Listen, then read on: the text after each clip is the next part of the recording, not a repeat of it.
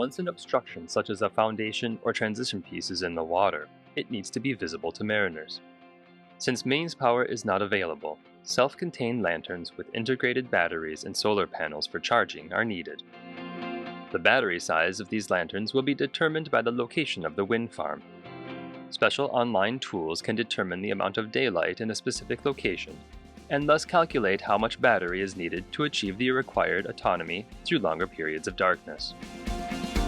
Each light needs to be visible 360 degrees around the structure. This could mean that a second light may be needed.